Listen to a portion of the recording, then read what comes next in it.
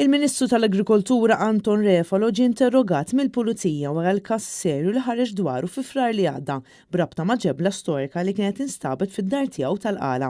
Fil-fatt kien fit-22 ta' frar illi għadda meta s-Sofridendenza tal-Wirt Kulturali daħlet fil-proprjetà tal-Ministru Anton Refalo fil-Qala wara li kien żvelat minn Shift News illi kellu fil-pussess tiegħu patrimonju storiku protett ħdejn il-pool tiegħu.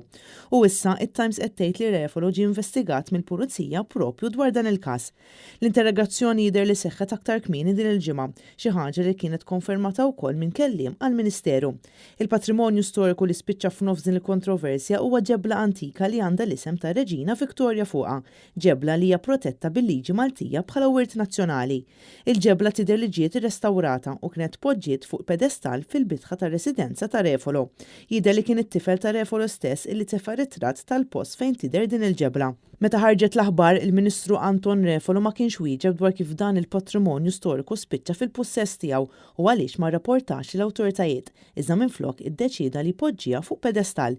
Li wieħed iżomm fil-pussess tiegħu patrimonju storiku protett mill-liġi u meqjus bħala reat kriminali fejn wieħed kapaċi jieħel multa ta' 116,000 euro jew saħansitra massimu ta' 6 snin ħabs.